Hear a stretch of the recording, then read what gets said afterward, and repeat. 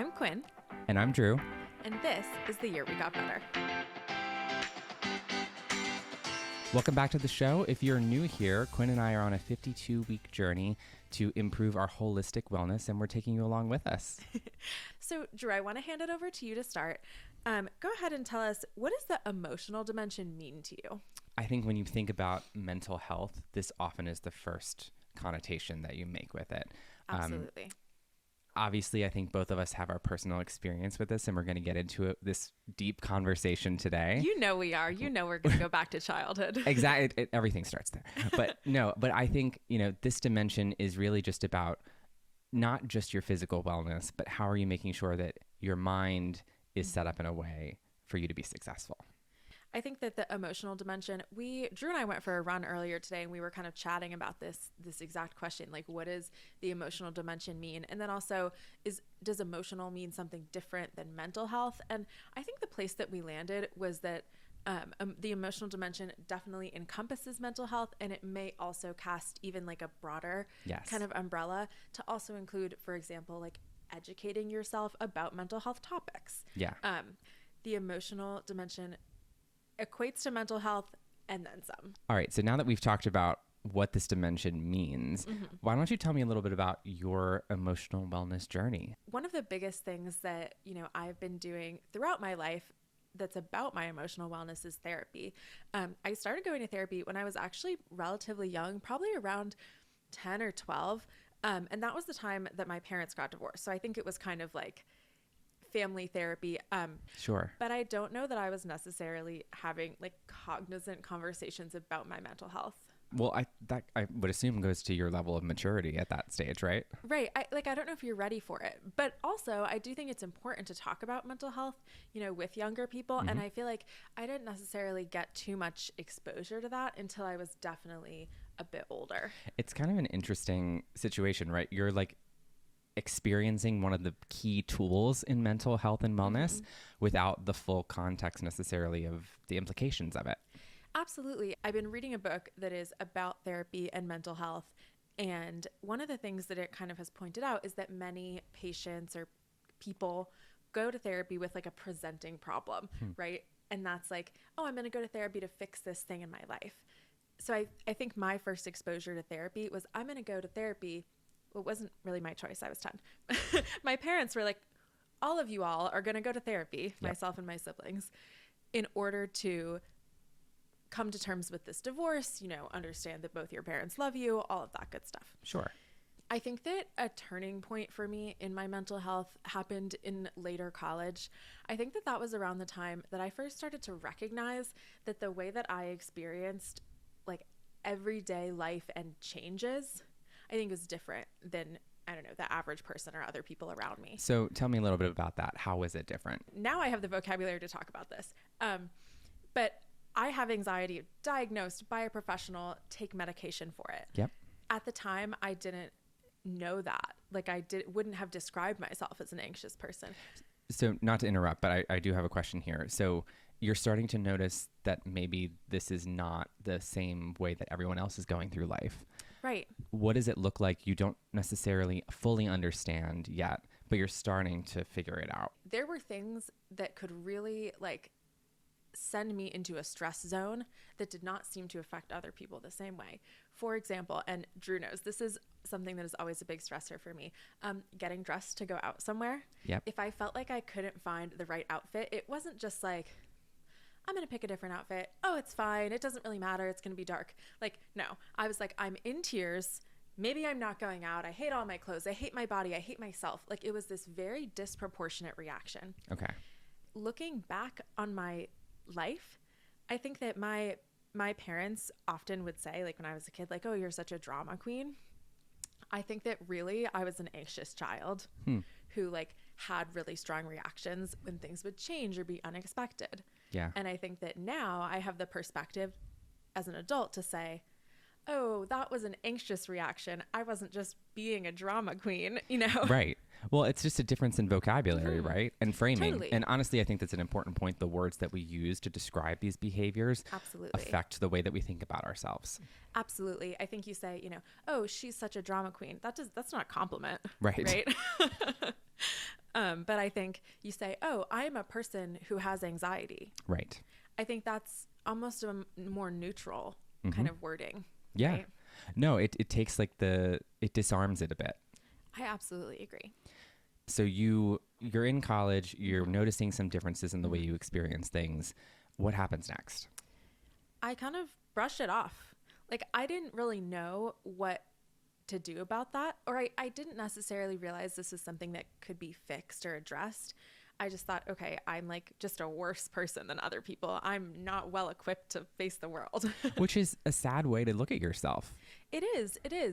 But I think at that time, I was 21, 22 maybe, and I didn't really have, when you are 21 and 22, it feels like, you feel like an adult. You feel like, you're grown up, or you're growing up, and you get it. But I also think that looking back on myself at that age, I still had a lot of blind spots that I wasn't necessarily maybe ready to address. Sure. If that makes sense. That totally makes sense. And I think that's true of anyone. Absolutely. It's hindsight is 2020.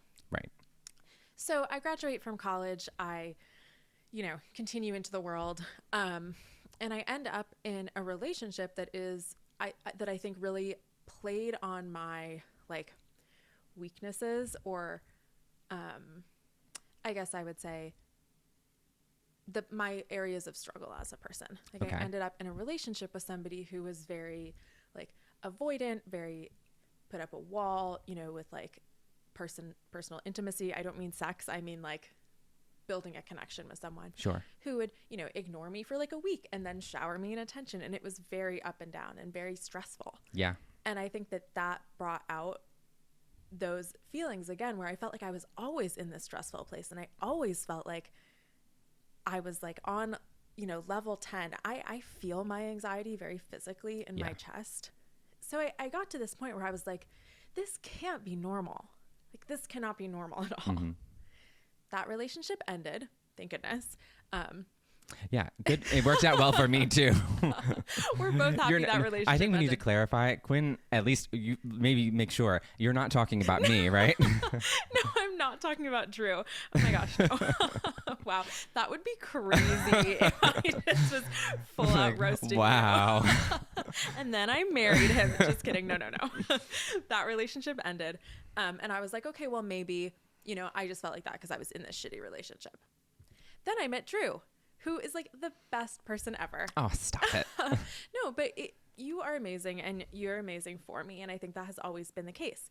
But what I realized was that I didn't 100% feel like that anxiety feeling was gone. And Drew is the first person that I had dated that had a really more comprehensive understanding of mental health and the vocabulary to talk about that. Yeah.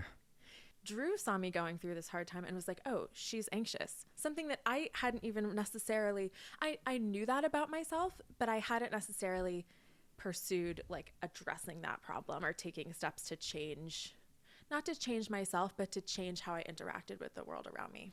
Yeah, I think that's totally fair. And it speaks to, I was like an objective third party observer in this situation, like early in our relationship, right? We're starting to like, some of the walls are starting to come down a little bit, and you're showing more of yourself than you would an average person. Once you started to kind of show this side to me, it was so clear to me that I'm like, oh, I see things that I've seen in myself. And I don't want to speak for you, but I think being in those situations in the reverse, it kind of shines a mirror on you in a way that you can't see on your own necessarily, or it's more difficult to see on your own. Absolutely. And I think that, I had been in therapy pretty much since I've been out of college. I've been going to therapy like on a biweekly, like every other week. Biweekly is a very confusing word. Other tangent. Kind of schedule of going to therapy. But I think that I hadn't necessarily thought about like the medication aspect, and my therapist is not a psychiatrist. So they're the type of therapist that cannot prescribe medication. But I hadn't really thought about, looking at a prescription. And eventually I kind of came to that place. And Drew is like, really supportive throughout that process where I had that anxiety. And I feel like maybe a lot of people who take a prescription for their mental health can relate to this, but I was very nervous before starting my prescription. I take Lexapro or escitalopram. I think that a lot of people, myself included, I'll just speak for myself. I felt like, oh my gosh, what if this changes my personality? It's going to, fundamentally strip away part of who I am. But at the same time, I wasn't really loving who I was because everyday things were making me feel so like I just wanted to curl up in a ball and like hide, Yeah. And it was hard. Honestly, it was really hard. That was probably like the peak kind of time of my adult anxiety. But I decided, you know what, like this isn't working. I need to make a change. And I deserve better. So I talked to my GP. I described, my feelings, and I would have like panic attacks. I described my symptoms, and she was like, yeah, you're definitely anxious. Yeah. Like, you're definitely having panic attacks. This is not a complex case. Let's start you out on Lexapro. And I took it. Slowly over time it worked. And I mean, honestly, like it makes a huge difference in my life. I still feel anxious about things, but I think it's on a much less regular basis. That feeling is like tamped down a little bit. And the best part is that it did not change my personality. It, I think, helped me be the person that I want to be and live into, what I think is the person that I can be and I'm able to be. I think it maybe another way to phrase that too could be it helps you to be the person who you are. Yeah. Like it's not even like changing things about you. It's removing or lessening the stressors that are getting in the way of that. I think that's so well said. It's kind of peeling back that like the onion metaphor a la Shrek, right? It's like peeling back that outer layer of the anxiety where you're like cocooning yourself from the world, and it allows you to be your best self. Yeah. Yeah. I feel like privileged to be able to see you kind of grow through this. I know it's been incredibly challenging, but also you've been so strong through the process too. But also I think it's just been one of the things I've realized as a partner of someone who has anxiety and deals with this is that there's only so much that you can do to support. Yeah. And I don't want to like necessarily make this about me, but I do just want to say that there was a moment where you made that realization for yourself that you're like, now is the time. It's gotten to a place where I'm just like, it's too much. And I need to take a step to try and make things more manageable. Yeah. That like external influence couldn't make you make that decision. You had to make that decision on your own. 100%. I think it's a very like cliche sentiment, but you have to let, that person get there on their own, right? That you had to be ready. Exactly. I had to be ready, and I had to be the one in the driver's seat, right? Yeah. I had to feel like I owned that decision, and I do, and I'm so glad that I made the decision to start medication for myself. Yeah. I also think like just, as a note, I'm not trying to say that like every single person ever needs medication. Like that's completely, between you and your therapist and your doctor. But I think that for me, it was something I was afraid of. And then something that when I did take that step, I felt really glad that I did. Yeah. And that kind of brings us to today for me. Yeah. Continuing to do therapy. I'm kind of, I think, in the camp of I would happily do therapy every other week for the rest of my life. I love working on myself. I always want to keep growing. But that's where I'm at right now. Yeah. What about you, Drew? Tell us about your emotional wellness journey. I have like some early memories of myself having strong emotional reactions to things I couldn't describe. And at the time, this was super confusing. But I think it kind of evolved as I got older into me having really strong anxiety or emotion, like negative emotion reactions to stressors that shouldn't necessarily have given me or shouldn't have warranted that strong of a reaction. Right.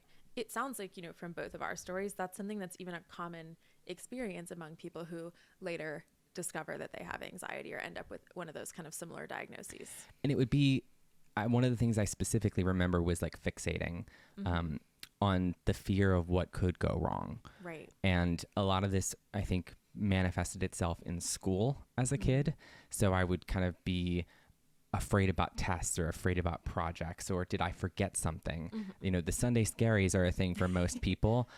it was particularly challenging for me when I would start to feel the weight come back onto me. And academics in many ways was triggering for me in that way because it was something that I really wanted to excel at. It was high stakes. Yes. Everything felt high stakes. Yeah. In a way that, looking back on it, it was not that serious. Right. But it's so easy to feel like that. I totally get that feeling where it feels like everything deserves that level of attention, but it's impossible to give that level of attention to everything in your life. It was very easy for me to disguise these symptoms as other things. Say more about that. I think that's a really interesting point. I have perfectionist tendencies. I was like strongly motivated in academics. I liked doing sports as a kid. I was pursuing music at this age, and I liked the idea of being performing at a high level in these different things. And that's something that you get rewarded for in society. Yeah. So I pushed myself to want to get better. And I'm not saying that there's anything wrong with that. I think the pushing was good. I think recognizing when I was pushing myself too far was not necessarily on my radar. Right.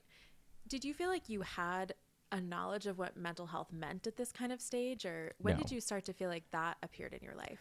No, I didn't. And honestly, it didn't really appear in my life until I was in college. It was, I would say, a similar experience to you where the severity of my symptoms increased and they became more disruptive in the ways that I was going throughout my life, interfering with my ability to go participate in social activities or interfering with my ability to sleep or other things that were going on. Ultimately, this kind of came to a head in, I would say, two phases. I initially, and I described this on one of our earlier podcasts, but kind of like one of the first examples of me having a panic attack and an anxiety attack. Additionally, that was the first time that I had ever gone to therapy. I went to one session, and I think one mistake that I had made at this time, I had thought that I could cure myself. Right. And I think that there's something to be said for improving yourself, but my anxiety, as I understand it, is an experience that comes and goes, right? It's something that accompanies you, and it's more about how you manage it. It's kind of an intrinsic thing. Yes. Like, I agree. There might be phases in your life where your anxiety level is higher or lower, but you're not getting rid of it. Exactly. So I went to one session. The therapist was like, "This is great." And I was like, "Cool. I'll never see you again." Right. And so remind me, was this in college? This was after college. Okay. So you're kind of in your early career. And at this like point. We've talked about on this podcast, your early career chapter was like very stressful, crazy commute, demanding job, all kinds of stuff. Yeah. So I went and thought everything was fine and went back on my merry way. And I can't remember the exact timeline. It was probably a year or two later after that. And my anxiety started to appear, and then I also had depressive symptoms as well. And the combination of those two things really just started to become obstructive to my ability to kind of participate in life as I wanted to. Can you tell us a little bit more, if you feel comfortable, about what that looked like? How did that get in the way of experiencing your day-to-day life? And then also, I'm curious, when did you start to recognize that it was a problem? One of the things that I can speak to is my depressive symptoms manifested at this time as it being physically difficult to talk, which in a work environment you kind of need to do. And that is so difficult. I was able to compartmentalize really well, but ultimately what that led to is in my personal life, I just kind of shut down. I felt like I didn't have anything left to give. Kind of like a numbness. A numbness, exactly. Gotcha. So, I started observing this in myself, and with the help of my family, they didn't necessarily present it to me as saying you need to get help, but there was like a particular moment when I remember having a conversation with them where they're like, "You're not yourself."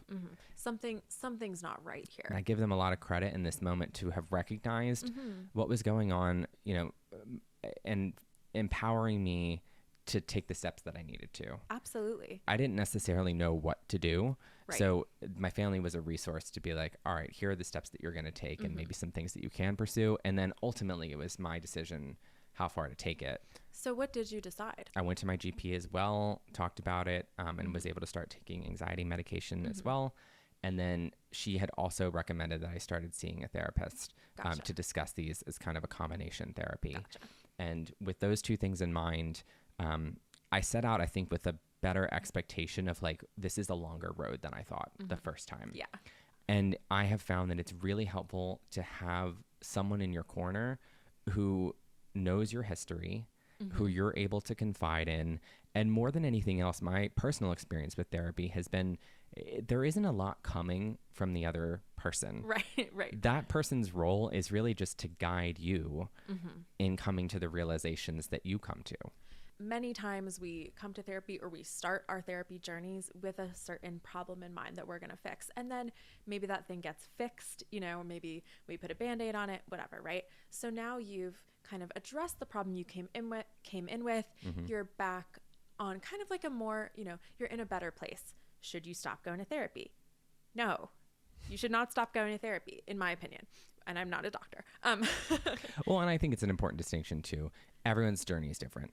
Totally. But what I was going to say is like, I think that in some ways, when you're in a better place and you're in therapy, like that's when the most important work gets done in a way. You can do the deep work then. You can do the deep work because you're not focused on tackling this like immediate like crisis problem, right? You're able to actually dig a little deeper and like work on who you are as a person, right? As well as, those kind of that toolkit of strategies that you can get from a therapist, right?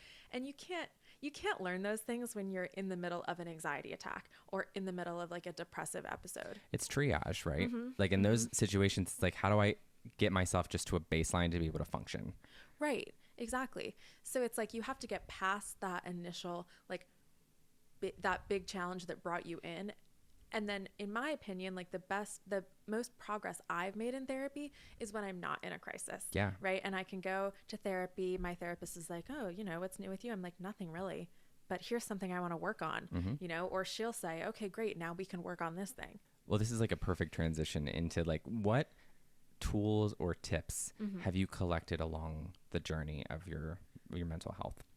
I think that, like I said, I've kind of been building this, toolbox of strategies, whether that's like breath work strategies, whether that is grounding techniques. There's all kinds of different things. And I think for me, it's like you kind of build a menu of options to choose from when you're in that place where you're, for me, like when I'm in that place, when I'm feeling overwhelmed and anxious and I feel that pressure in my chest, right? Now I have these tools built at a time when I was calm, a time that I was neutral, that I can say, okay, I'm feeling the anxiety coming on. I've learned to recognize the signs of it. Now I'm going to choose from my menu of options.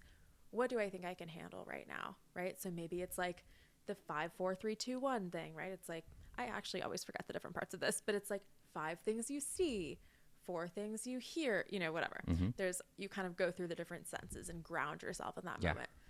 So there are a lot of different strategies, but on the whole, I think that the most important thing for me has been therapy. Like, I think it's made a huge difference to just have that outlet. I'm like, have been able to make some great strides in therapy over the years. I'm proud of that. I have no intention of stopping. I think that it has done great things for me. And I honestly really think that like it does a lot for others. And I think something important too, is like, you don't even have to be in crisis to start therapy. Absolutely. Right? Like if you just want to work on yourself and improve the person that you are, right? If you want to grow, you want to change, you want to live into your values, like those are all things you can work on in therapy. Totally. And it helps to have someone who can kind of guide you on that journey. Definitely. You don't need to do it alone. Definitely. What about you, Drew? What are some tips, tricks, strategies? What's up your sleeve? It's hard with you going first because I feel like you stole a little bit of my thunder. I mean, obviously I think that like therapy is like the person who's carrying the toolbox, right? And then inside of that, there's a ton of individual techniques that you can learn and pick up along the way. I think breath work is a great one. I think mindfulness is another one. Yeah. And there's like sub activities within all of these categories too. So it's hard to pick one specific thing. I also think that, Drew and I are only speaking from the perspective of ourselves, but also our own diagnoses, right? Like I have anxiety. I don't have depression. I don't have bipolar. I don't have, this, that, and the other thing. So, if there's somebody who's listening who has like a completely different picture of what their mental health looks like they're going to have a completely different toolbox of strategies too. So I think, yes, I'm sure there's some commonalities, but yeah, again, it's very individual. But I also think it's important to talk about and important to share our experiences. And, you know, I think having conversations about this kind of stuff really has been an important piece of our relationship. Yeah, it totally has. And one thing I want to say too is like, I know this feels like splitting hairs and you know, it's just semantics, but I do think that there is inherent power in the way that we talk about these things and the effect that it has on the way we feel about ourselves. One thing that's interesting, and I think this is just a me thing, but hearing phrases like I have anxiety or I have depression, right? It feels so possessive, and I've never really liked that phrasing. Okay. For myself, I've always phrased it as like I'm working on my anxiety or I'm working with or I'm working through depression because they're things that kind of accompany you and they're challenges. They'll throw, you know, roadblocks in your journey, but I don't like these disorders as being identifiers for a person because we're so much more than that. As with everything, it is so individual, because I feel like I often will say I have anxiety, but I'm less likely to say I am anxious. Right. Or I'm an anxious person. Exactly.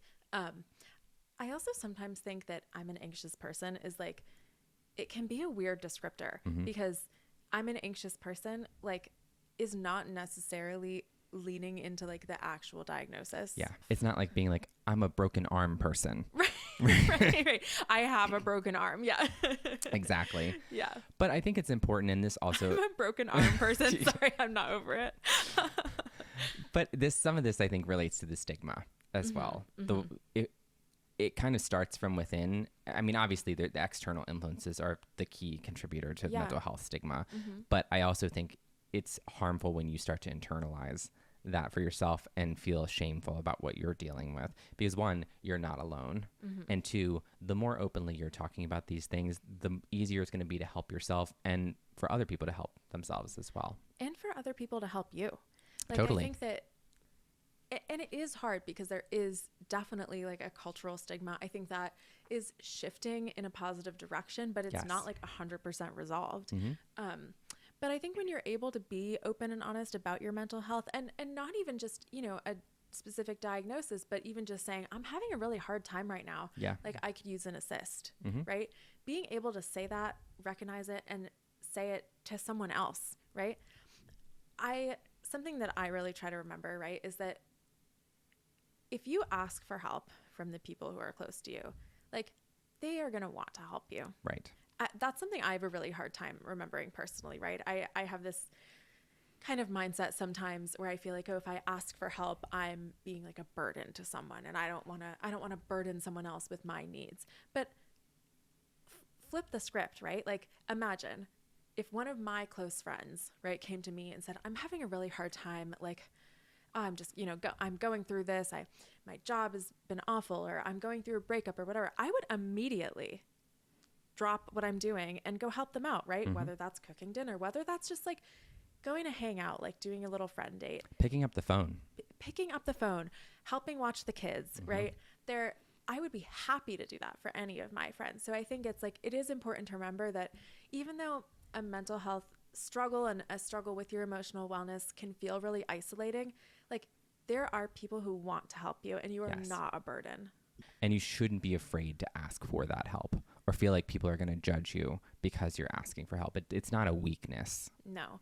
And I don't think it's a weakness at all. I think if anything, it's like, it shows strength of character to be able to say, I need help right now. Yeah. So I would love to position this, you know, as we kind of wrap up this portion of the conversation. What advice would you give to your younger self about mental health? Gosh, I love that question so much. And I just think back on little Quinn, like, living my life. And I want to say to her, like, your emotions are valid. I think that would have gone a long way with me as a child. I think that my parents were doing their best. I think that everyone pretty much ever is always doing their best. So I'm not trying to say I had this horrible childhood. I did not. I had a lovely childhood. But I just think, you know, as a kid and in a big family, parents who are very much more like analytical minded than emotional minded, I definitely felt like sometimes like my big emotional reactions to stuff were kind of brushed off.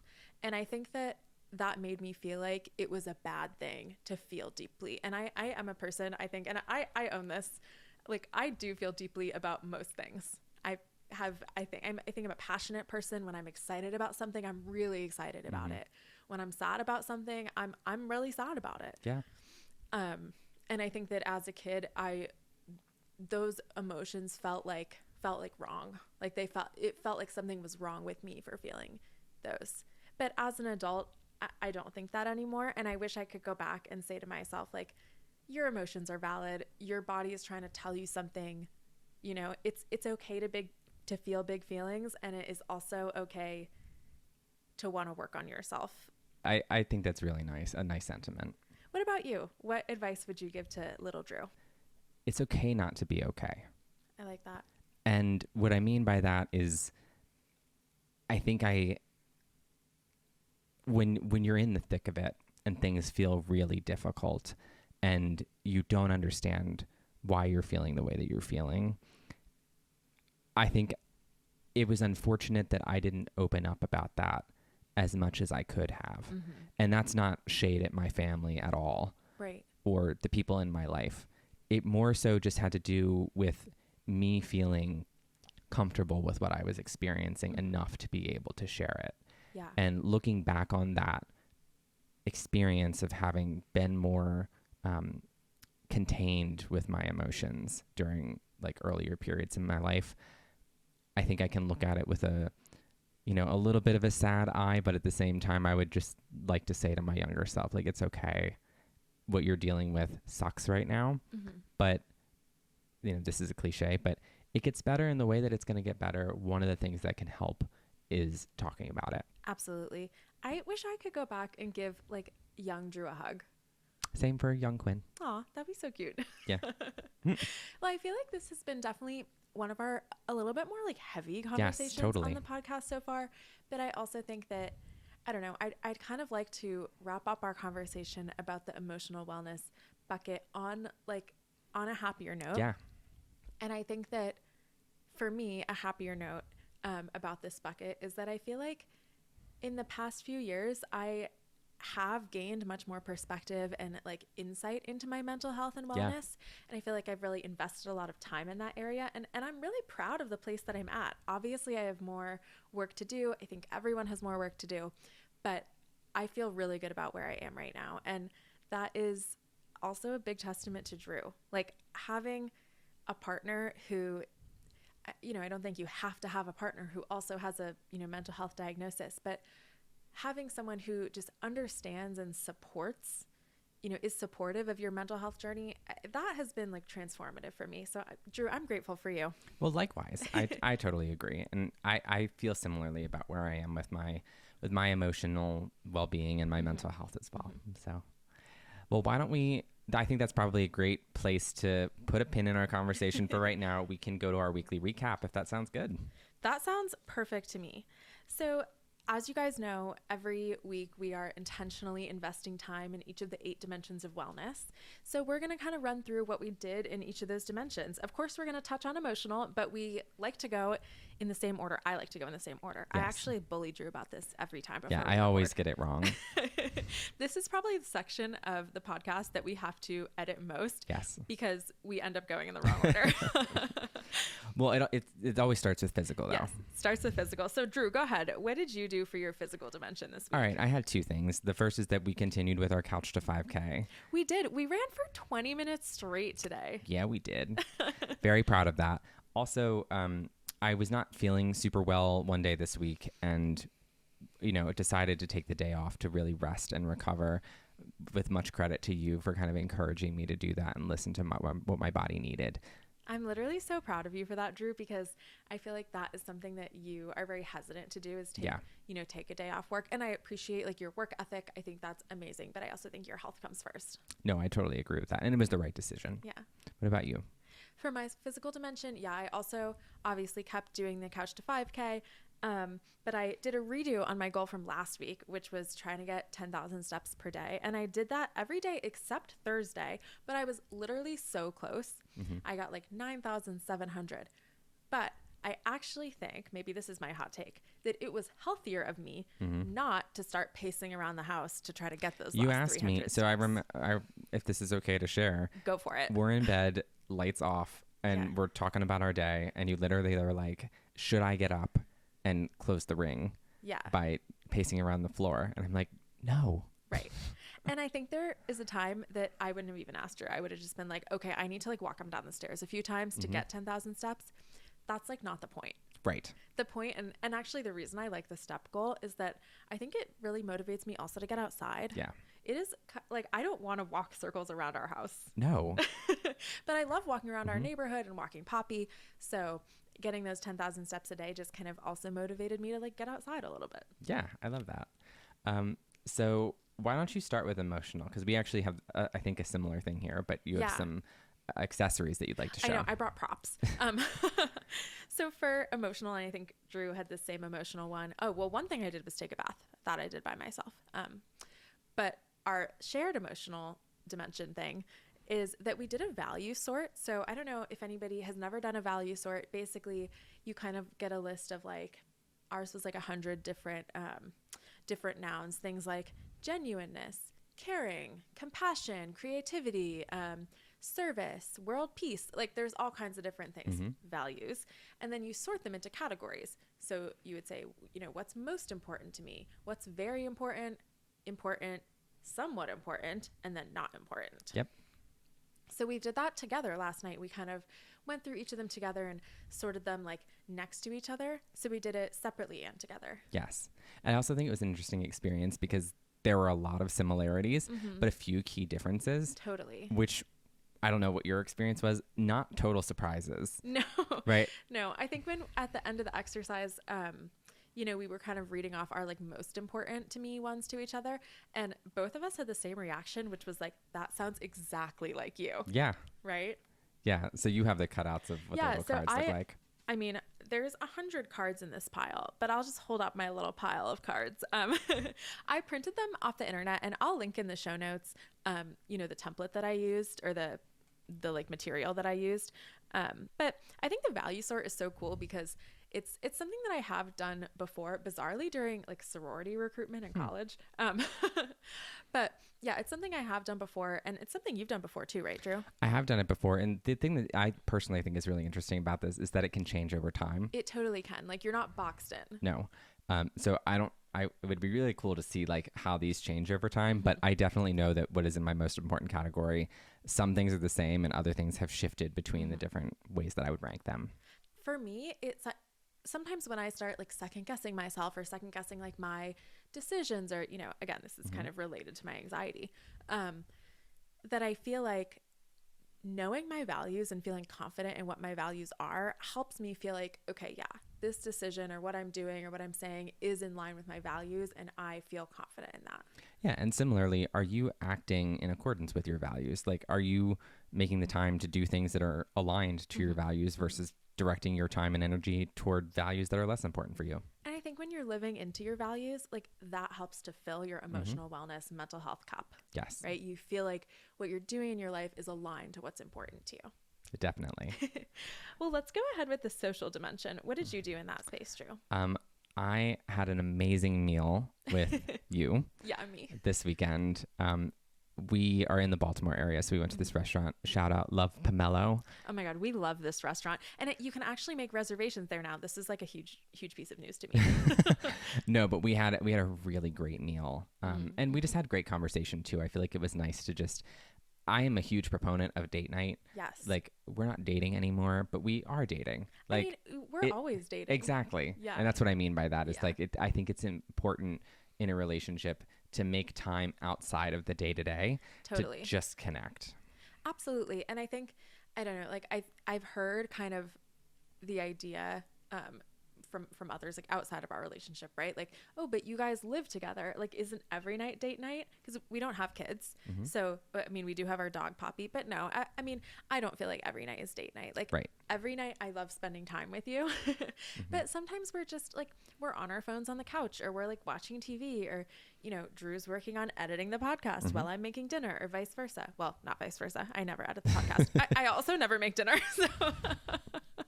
So not vice versa at all. But yes, I agree. Date night is super important and I love it. Was that your social or did you have another one? That was part of my social. I also had a few great like phone conversations this week. Nice. I FaceTimed with one of my college friends for a little bit, which is always just so nice. And she's someone who really like fills my social cup. I always feel so like grateful and renewed after talking to her. Yeah. And then I also talked twice actually on the phone to my sister Jade, who has asked for a shout out. My other sister, one of my other sisters, I have 4 sisters, but my sister Zoe got a shout out a couple episodes ago. So shout out Jade. I talked to her a couple times on the phone this week and she's just so lovely. And I just feel so like warm and fuzzy after talking to her. So our next one after that is intellectual. You'll never guess what I did. I read a book. No way. It's literally shocking. I got my November book of the month box. So obviously I read my book of the month book, and that was An Academic Affair by Jodi McAllister. It's a romance, but it's so fun. It's such a good like slow burn romance. It's set in Australia. I literally loved it. That's awesome. It was a nice change from the book we read last week that was much more like suspense. Yes. And heavy. Yes. What about you? What did you do for your intellectual dimension? So my intellectual is actually the same as my financial. I started listening to the audiobook version of The Psychology of Money. Oh, This nice. is a book that I had heard about on my own, and one person who follows our Instagram account had messaged us saying like, oh, this is a book that I really enjoyed and got a lot out of. So I took your advice and I started listening to it. I'm like 2/3 of the way through at this point. And it has just been like a really interesting conversation about how they're honestly the main driver, or like a huge contributing driver in financial success, is emotion. And it's something that we don't necessarily talk about. And psychology is probably a better way to phrase this, that the psychology behind our decision making is not always rational when it comes to money. That sounds really interesting. I would love to check out that book next. So our next after that is creative. So my creative one, this is my favorite time of the year, the holiday season, and I really love Christmas. And I really love, perhaps even more than I love getting gifts, wrapping gifts and giving gifts. So Drew and I have a strategy for Christmas shopping that I think is 10 out of 10. And I'm going to like just give myself a pat on the back for this. We shop for Christmas gifts throughout the year. We do. For 2 reasons. One of the reasons is that so it doesn't feel like a huge hit to our wallets like around Christmas time. Of course, you still end up spending, more money around Christmas, but it just feels like less of like a gut punch to buy all those gifts at once. Yes. The other thing is that I feel like all year I see things and I'm like, oh, Jade would love that. Like Stella would love that. Scarlett would love that. Right. And I'm like, well, I can just get it and hang on to it until Christmas or their birthday or whatever. Because if you didn't do that, then November would come around and you're like, oh my God, I can't think of a single thing to get for this person. So my creative thing, I got distracted on the gift tangent. My creative thing was that we got all of our like wrapping paper for Christmas, and I wrap all of our gifts, and like this is not shade to Drew. I'm sure you would help if you could. No, I let you do your thing. No, you are so good at it. Thank you. I like consider myself excellent at wrapping gifts. You really are. But I do want to give myself a shout out. I love participating in like the selection of gifts. Yes. I just am not the person who wraps them. No, you're a really good gift like selector / shopper. I'm just really good at wrapping them. And then like I, make like ribbon pairings. We all have our strengths. Yes. But anyway, my creative thing was just like wrapping a bunch of gifts this week. And I know it's early, but I do not care because it makes me so happy and I'm full of holiday joy. Ha. Very nice. Yeah. What was your creative thing? I love to cook. And I have not cooked like what I'm going to call like a more involved meal in a while. I have 2 modes. I'm either like eat to survive or like survive to eat. And I have been in eat to survive mode for the last few months and not really had a chance to flex my creative muscles in the kitchen. So I made a butternut squash soup last night for dinner. It was literally so good. I want to have it again for dinner tonight. It was very good. And we're also working on another thing as we speak. We have something in the slow cooker upstairs. So why are you being so secretive? It's French onion soup. But yes, I have really enjoyed just kind of getting to explore creativity in this way. I didn't inherently think of this as a creative dimension, but then the more that I thought about it, I'm like, obviously, like I'm making something out of other things, and that's creativity. And like you're creating something that like brings you joy. Exactly. It really does. And it also brings me joy because I get to eat it. Yeah. Yeah. The next dimension is financial. Oh, but you already said you're financial. I did. So I'm going to throw it back to you. Oh, yeah. Okay. So my financial, I kind of had two things. I'm continuing with my money diary, which I got from the Financial Feminist book. Yep. But I'm just continuing like logging my spending, and I'm hopefully going to be able to reflect on that this week and then again in 2 more weeks to try to see like what I'm spending my money on, but then also what of my spending brings me the most joy. Yep. I was hoping to have one no spend day this week, like $0 spent. And I actually had 2 no spend days. Wow, Thursday that's great. and Friday, which this is brought to you by Drew buying us dinner on our date. It makes it a little bit easier. It does. No, it definitely does. But yeah, I had 2 no spend days. So that was awesome. No, but you were very intentional with that. I was. I was very purposeful with it. That's great. Thank you. What about occupational? So occupational, I really wish that I could say like I finished this, but I have started this. It's a book called Endless Customers. I am in the marketing field professionally, and this book has been recommended to me by a few different people. So I've started reading it, really enjoyed it so far.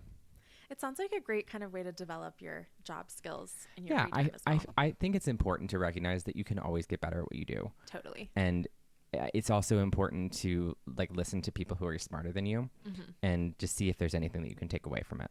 That's so true. I kind of have this is like not my saying, but I don't know where it comes from. That like you don't want to be the smartest person in the room, or at least I never want to be the smartest person in the room. Because if you're the smartest person in the room, like then you don't have anyone else to learn from. I would so much rather be the dumbest person in the room and be surrounded by people that can teach me something. Mm-hmm. Absolutely. What about your occupational? You had a fun one this week. Oh, mine was fun. So I made a website for quinnblaze.com that I've kind of been intending to make just to put my like professional, my writing portfolio out online and make it a little more accessible for anyone who might be interested in that. Yeah. So I actually went ahead and bought that domain and made that website this week. And it really didn't take me that long. I'd been procrastinating it, but It really didn't take me that long. No, it didn't take me that long because I used like a basic template on Squarespace. Okay, don't at me. No, it looks great. I'm Thank you. very proud of you for this one. I'm really glad I did it. I think it's just kind of a nice professional thing to have. And then also, you know, when my work gets published, I can link back to that website. So I think that is cool as I try to disseminate more of my like short form work. Definitely. Our last one is environmental. Drew, what did you do for the environmental category? So environmental this week, it's Sunday as we're recording this. So we do Sunday reset in this house when things are normal and not frantic. Yeah. Today is one of those days. So we had the opportunity to like clean up the kitchen, empty the dishwasher, and like reset that. You vacuumed, which was not my activity, but like I benefited from like. It was all part of the Sunday reset. Yes. So I really enjoyed that. Me too. Yeah. You know, when the vacuum comes out, like it's getting real. Absolutely. What about you? My environmental, well, I also participated in the Sunday reset, but honestly, Drew did most of it. I vacuumed. Still a noticeable contribution. Thank you.